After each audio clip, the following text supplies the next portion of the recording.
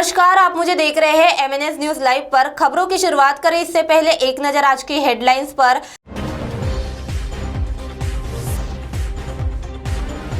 BJP के पूर्व विधायक चंद्रशेखर बावनकुळे ने महाविकास आघाड़ी सरकार पर लगाया आरोप। नागपुर से विशाखापट्टनम के लिए 28 से फ्लाइट, 34 बकायेदारों की बिजली काटी। आइए देखते हैं खबरें अब विस्तार से।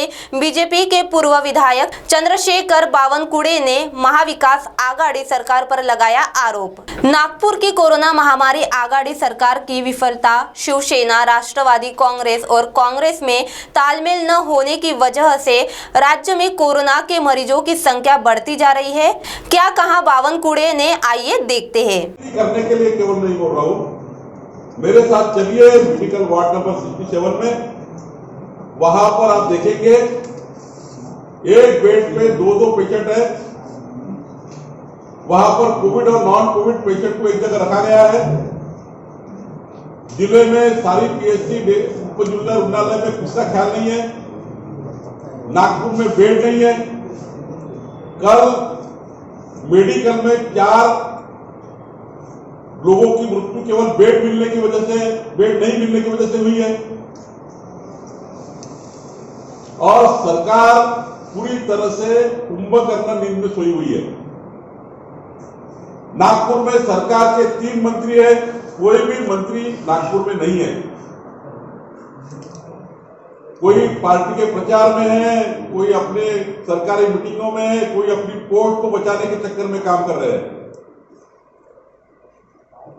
और ऐसे में जो तैयारी 1 महीना पहले से करनी थी, क्योंकि इनको सभी को मालूम था, शासन प्रशासन को सभी को मालूम था कि सेकंड वेव आने वाली है। और वो वेव को अगर अच्छे तरह से आपने मॉनिटर नहीं किया, अच्छे तरह से उसका प्लानिंग नहीं किया, तो सैकड़ों जाने जा सकती है। ये मालूम था, नहीं मालूम था ऐसा नहीं है। इन्होंने कोई प्लान नहीं किया। अब जब पेशेंट के मल्टीपल हो रहे, घर के घर कोरोना में जा रहे, तब जाके आपदा निवास खोज रहे, सरकारी होटल खोज रहे, सरकारी निवास खोज रहे। 1 महीना पहले व्यवस्था क्यों नहीं खड़ी किया? 1 महीना पहले सारे आश्रमशालाएं क्यों नहीं खोली गई? 1 महीना पहले सारे सरकारी जो जितने भी हमारे व्यवस्था है वो क्यों नहीं खड़ी की गई? लगने वाला पैसा नहीं है। जो सरकार से मंत्रीगण पैसा लाने वाले हैं, वो सपोर्ट प्रशासन को नहीं मिल रहा है। इस वजह से नागपुर रॉन्ग साइड आ गया है। और ऐसे में आश्चर्य नहीं होगा, जिस प्रकार से कल बेड नहीं मिले तो 4 लोग मर गए, ऐसे में हो सकता है कि कल रास्ते से लोग मरेंगे। मेरी मुख्यमंत्री से विनती है कि आज के आज माननीय मुख्यमंत्री और उप मुख्यमंत्री ने नागपुर की उपराजधानी का जायजा लेना चाहिए। 1 मिनट लगता है कॉन्फ्रेंस देने के लिए। प्रशासन को पूछना चाहिए, प्रशासन को मदद करना चाहिए, प्रशासन का मॉरल बढ़ाना चाहिए। जो कोविड में काम करने वाले लोग हैं, उनको और प्रोत्साहन देने की जरूरत है।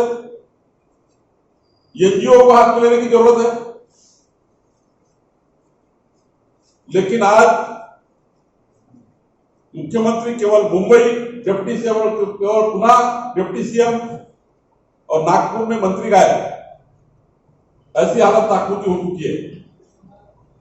मेरी विनती है कि इन सबने मिलके, आरोप प्रत्यारोप की बात जाने दो, लेकिन सबने मिलके आज जो मेडिकल की हालत बनी हुई है, जो सरकारी हॉस्पिटल की हालत बनी हुई है, प्राइवेट हॉस्पिटल जिस प्रकार से काम कर रहे हैं, 2-3 लाख रुपए एडवांस प्राइवेट हॉस्पिटल में जमा करना पड़ रहा है।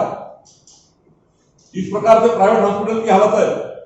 ऐसे में गरीब आदमी मारा जाएगा अगर सरकार ने ध्यान नहीं दिया तो तीनों मंत्रियों ने आके बैठना चाहिए, 12-12 घंटे बैठना चाहिए, जब तक ये कोविड की वजह जाती नहीं। और सरकार के सारी व्यवस्थाएं खड़ी करना चाहिए, ऐसा मुझे लगता है। भारतीय जनता पार्टी इन दिनों विपक्ष की भूमिका काफी मजबूती से निभा रही है, जिसकी वजह से महाराष्ट्र की सरकार सवालों के घेरे में आ गई है। तो वही वहीं दूसरी ओर नागपुर से विशाखापट्टनम के लिए 28 से फ्लाइट। डॉक्टर बाबा साहेब आम्बेडकर अंतर्राष्ट्रीय विमानतल से इंडिगो एयरलाइंस की विशाखापट्टनम के लिए 28 मार्च से सीधी उड़ान शुरू होने जा रही है। नागपुर से विशाखापट्टनम के लिए पहली बार ही सीधी उड़ान का संचालन हो रहा है।